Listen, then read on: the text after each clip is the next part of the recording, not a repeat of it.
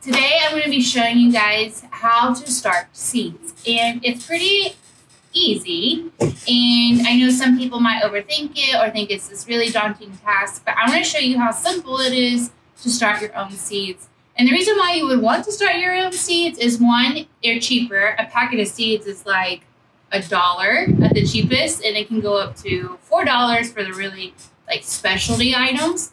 And you get a lot of seeds in that packet. So it's a cost saver. And two, you get to choose what type of variety or what type of plant you would want instead of being subject to the garden center or the nursery, okay? So that's why you would want to start seeds. I have some things here.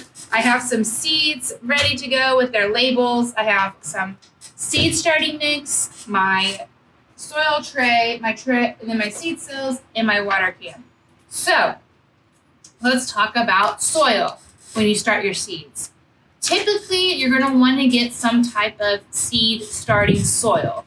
And the reason why you're going to want a seed starting specific soil is because it's loftier, it's finer, it's thinner. It's easier for the seeds to grow, to push through and on the roots and on the leaves. So you want to get that. Now, that doesn't mean you have to have seed starting soil. I've started seeds with potting mix. I've started with seeds with raised bed mix. The only thing about that is it's more chunkier, it's more thicker, so you may not get 100% germination on that, okay? So what we're gonna do is, I have this seed starting mix here. We're gonna pour it in my tray. Let me show you. I wish you could see how lofty the soil is. See, it's very fine and soft and just not a lot of chunks in here, okay? So that's what you're kind of aiming for. So we're gonna start with that, and then I'm gonna put some vermiculite in it. And vermiculite helps with moisture control. It helps not have the seedlings dry out or be overwatered too much. It helps with mold control on your seedlings. So it looks like there's some already in this, but I'm gonna sprinkle just a little bit more. And you can make your own soil mix. You can make your own organic soil mix. You can put perlite or moss or vermiculite or whatever kind of soil you want. So if you don't like the bagged soil, feel free to make your own as well. So we've got the vermiculite in there. I'm going to get this soil a little bit wet. And the reason why you're going to want to get this soil pre-moistened is that it helps with the seedlings germinate. So you're not starting off with dry soil. So you're going to want the consistency of this to be not sopping wet, but to where it holds its own moisture. I have a question. Yeah. Teacher, what's germination? Germination is when the seed goes from seed and it starts to sprout roots or leaves. So if you put in your seed and you put it in the ground, when it germinates, that means it's starting to grow, essentially. That's what that means. Why do they call it germinating? Are there lots of germs present? No. No, I don't think so. I don't know. Because it's dirty in the dirt? Maybe. The dirt has a lot of germs? Yeah.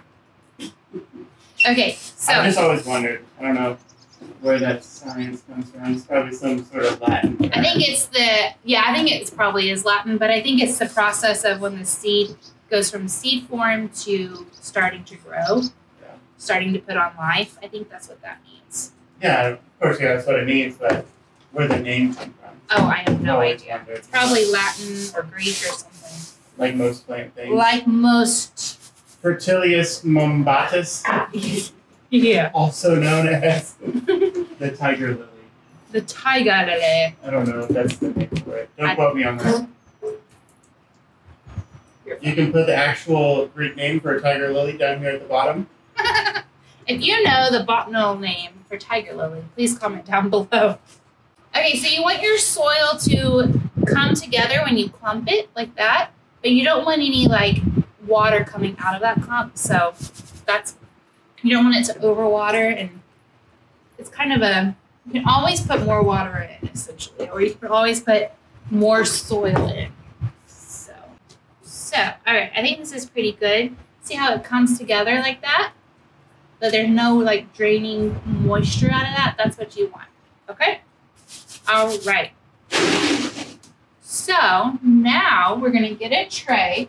You can get these trays pretty much anywhere that they sell seeds or gardening supplies. I mean, I think Walmart has them. Home Depot, Lowe's, any garden center. You can grab one, or you can get them off Amazon. That works too. These are just, I think I got these at a garden center last year. It came with the bottom tray. It's a watertight tray. And then the seed cells, which is right here. And you can get different sizes. You can get smaller ones where they're more compact. I don't think I have any of those anymore. Or you can get bigger ones too. But this is a pretty standard size, so I stick with these. And then these are what you put the soil and the seeds in, and they all have little drainage holes that goes in the bottom of this watertight tray. And then it also comes with a plastic dome to help with germination, so it can keep the cells and the soil moist. All right, so what we're gonna do is we're going to take our tray. And here's the thing, like, you don't have to get super fancy to start this process, okay? Like, I've seen people who've taken, they've reused plastic jugs or plastic water bottles.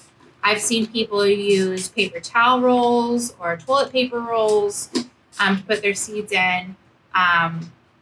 They just get super creative. So, like, you don't have to have a seed cell tray or anything like that.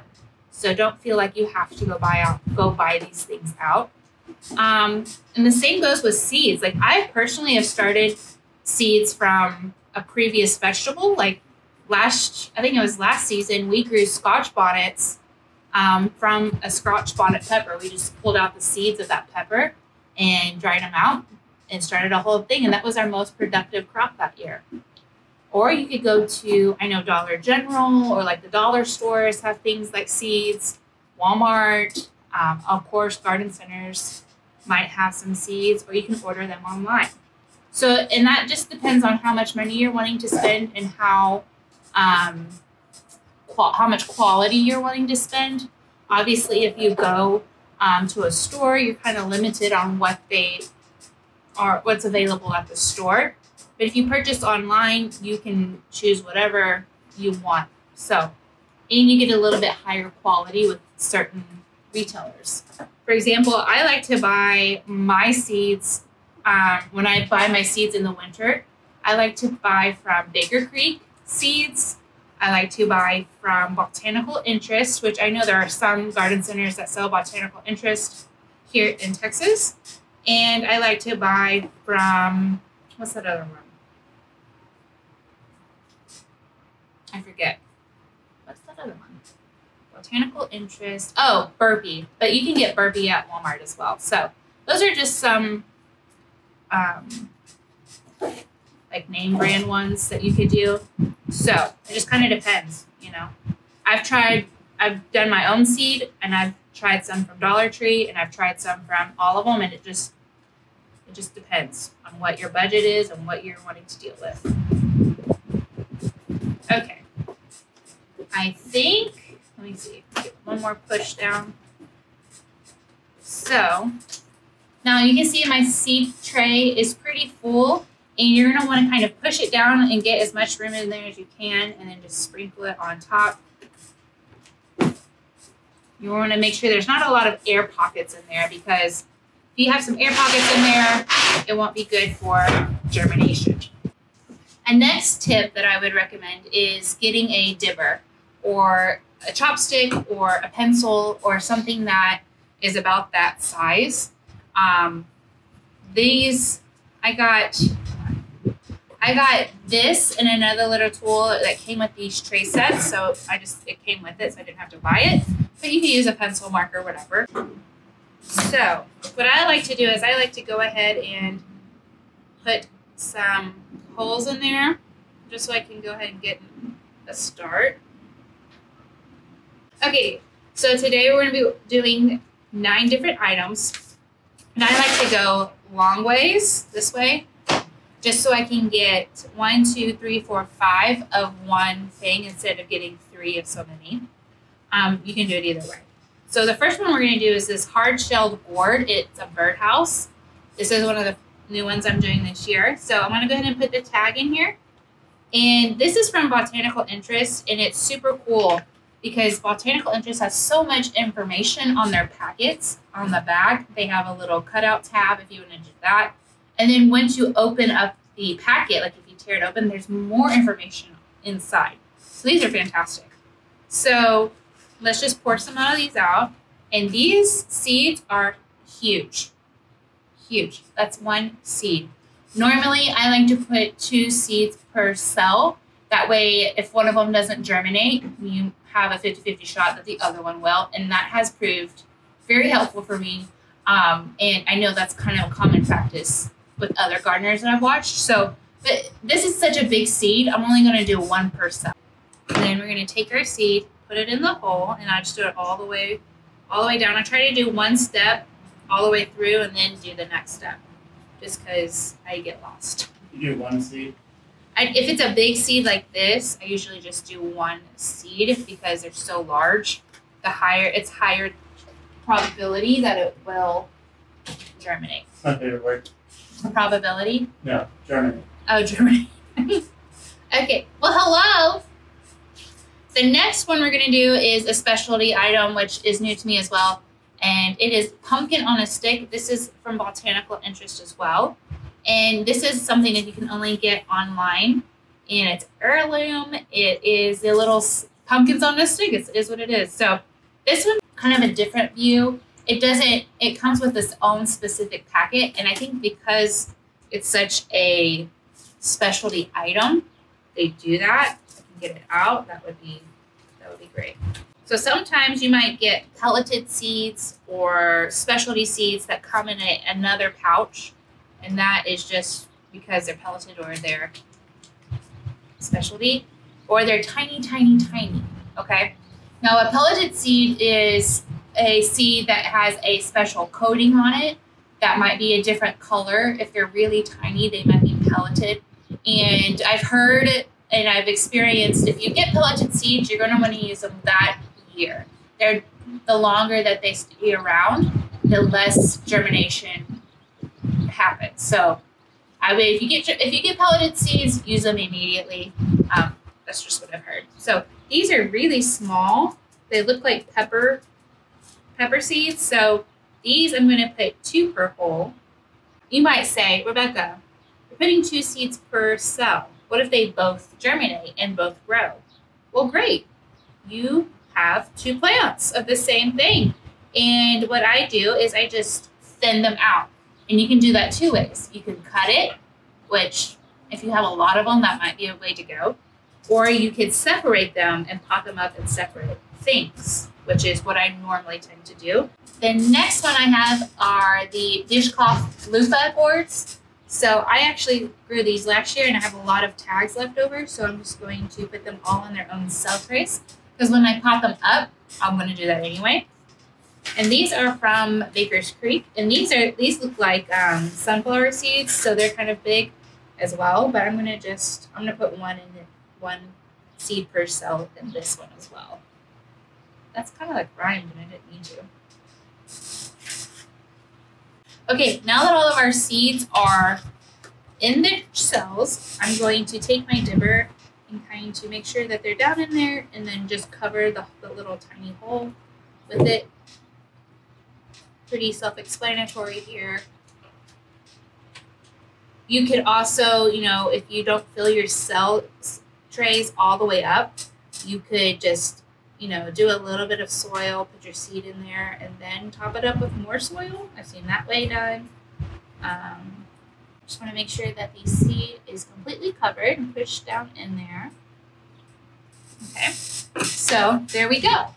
And I'm going to give it 1 more water just so the seeds are in there really well. Let me move it.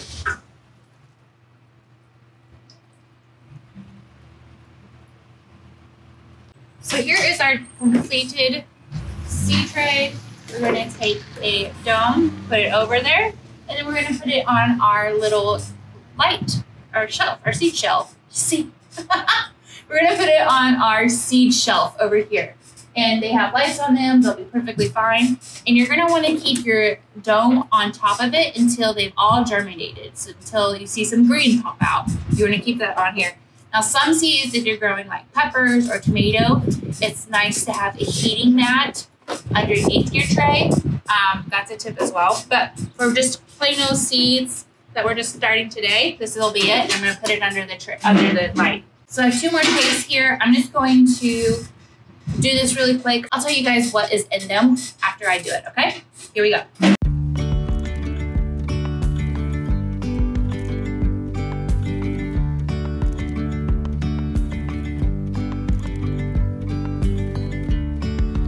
Yesterday, there was sun and there was rain, beauty in the mundane, and as the light startled our eyes, we let go of disguise. And now, there's something in the air, and a sparkly shimmer on our skin, restoring everything within. Oh, dreamy, breezy, we go. Easy, easy on our tiptoes, undercover agents of the other. There you go. Tits up.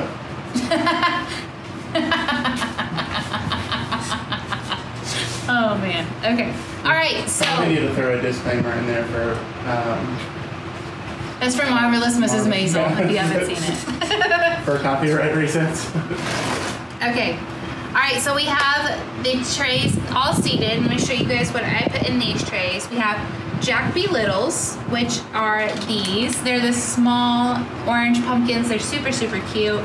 Love them. If you haven't grown them, grow them. We got the summer squash, early summer crookneck, and these are all burpee seeds. So I think I got these at a garden store here in town, so you can get them if you need. These are great. I also sowed these other summer squashes, the Black Beauty. So we have 2 different types of squashes, and they're great. In this other tray, we basically did a couple of flowers. We did some cosmos. We did these Sensation Picote, Picotti, I don't know. Let me know if that's wrong. It probably is. And then we did a double Dutch rose, which are super, super pretty. I actually have some of these cosmos already in my garden and out in the front, and they're starting to bud up and flower. As the weather gets warmer and your soil outside starts to warm up, some of these seeds you can just direct sow in. Like these cosmos, you definitely could. All these pumpkins and squashes and all that kind of stuff. Once your once your soil gets up to like, I think it's 50 to 60 degrees, somewhere around there, you can just put them right in the ground. You don't have to put them in cells. I just like to do this to keep a rotation going and to have more than enough just in case one of them dies later on. And again, like I like to give them away and sell them. So that's why we're doing this. And then I also did this pumpkin seed. It is the Connecticut Field pumpkin. It's super, super cute. I wonder, does it say how big? It gets 15 to 25 pound pumpkins. So they're probably like a good sized Halloween pumpkin, and we have a row of that in here. And then I told you guys what I did in that other tray. So we have everything seeded in, watered in. You put vermiculite in your soil. It's also a good practice to sprinkle some of it on top of your cell trays as well. I can't talk. Some water? No, I have some water over here. So you can just take some and sprinkle it on top. And again, that helps with just water retention, mold. You know, you don't have to do this, but...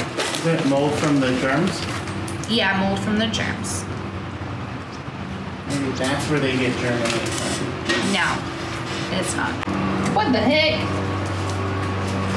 Now, don't blow your lid. Found it. Double dipped. Double dipped. All right, I'm gonna show you guys over here under the lights.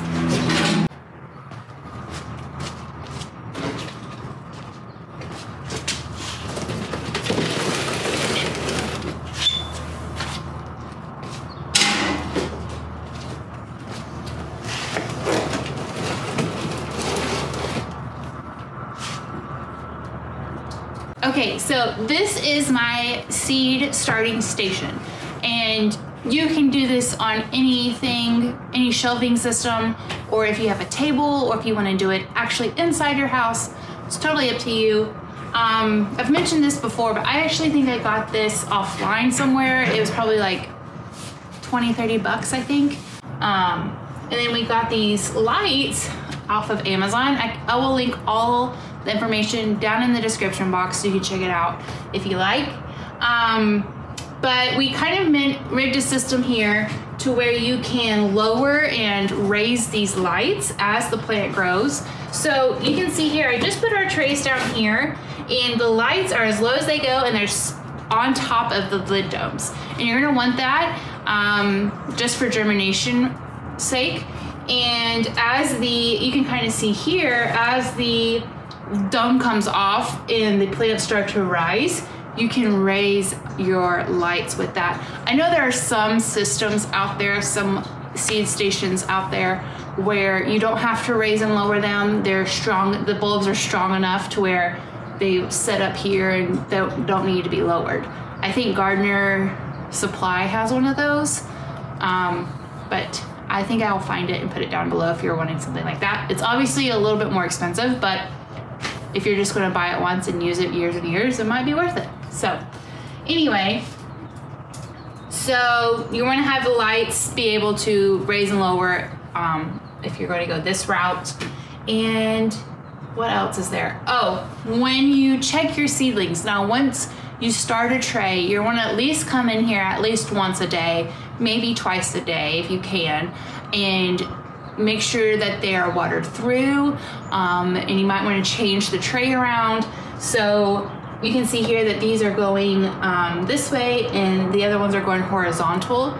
You're going to want to come in here and change the tray, so make sure that the whole tray is getting an even amount of light from the bulbs. So that's what one thing, at least once a day, come in here, give it a good spray, turn the tray around, and that is just a little helpful tip. So let me show you guys something like this. Here's a tray that has a variety of different things. These are some double Dutch rose cosmos here as well. And you can see that this tray has 3 seedlings in it. This one has 2 and this one has 2. So all the seeds I put in there came up, which is great news. And once they get to this height, maybe a little bit more full, you can see that these are getting super leggy.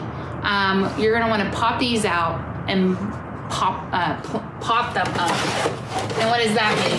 That means just getting a next size up pot to put your thing in. I like to use these disposable cups. We've had these around and we don't ever use them. So I thought I'm gonna pot them up in my little seedlings. So that's a good thing you can do. And then once they're a little bit thicker or a little bit more full, then you can start hardening them off. And hardening them off, the short version is these plants have been in a cozy environment. They've had supplemental light, they've had a lot of water, and they've just been babied. And hardening off is basically like, okay, you're a teenager now, let's start putting you out in the real world, okay? So you take them out during the day and put them in the shade for a day, and then you bring them inside. And then you take them out the next day and you put them in the sun for a few hours, and you bring them out, turn them back inside. And you just kind of, that's a process of it. We can go into way more deeper on exactly how to do that in a different video. If you guys are interested in how to harden off plants, you can totally do that too. But as far as starting seeds, I know this is a lot of information kind of jumped at you, but the basics are there. Get some trays, get a container, you can put some seeds in there, keep it moist, keep it the humidity in the cell trays. Once they start germinating, take the top off, and when they are a good seedling size, then start hardening them off. Those are the basic steps there. I will list any of the products that I use, like the trays, the tags, my setup, I can put down there. I'll leave the websites of the seed companies that I mentioned if you're interested in that. I'll leave some other resources that I've found useful in my seed starting journey. And I think that's it. Am I missing anything? Thing that you want to keep in mind is as your seedlings start to grow and you pot them up in a bigger container like this, you're going to want to have some sort of oscillating wind. I got this black oscillating fan from Walmart, and all my stuff is connected on a timer back here, if you can see it right there. And you're going to want to have your lights in your fan on for about 14 to 16 hours. So I don't even come in here and every day and turn it on. I just set my timer to it. This was actually a Christmas light timer. It works, okay? So we have it, everything's plugged into that system, and it'll come on 14 hours a day, and it will turn on the lights, and it'll turn on this fan and just oscillate like that. And it'll blow, let me see if you can see. It will blow. That will make these seedlings strong. It will keep the stems a little bit more resilient when you actually put them out in your garden. And that is also something that you might want to think about as you're setting up your seed station. So I hope that was helpful tip. Okay, I hope you really enjoyed and learned something from this seed starting video. I hope that you are encouraged or inspired to start your own seed starting journey. Let me know down below what you're thinking of growing this season. If you have any other questions, leave them down below. Let's help each other out. If you have an answer to another question, that would be awesome. And I think that's going to be it. You guys make sure you like this video, subscribe if you haven't already, and we'll see you in the next video. Thanks so much for stopping by.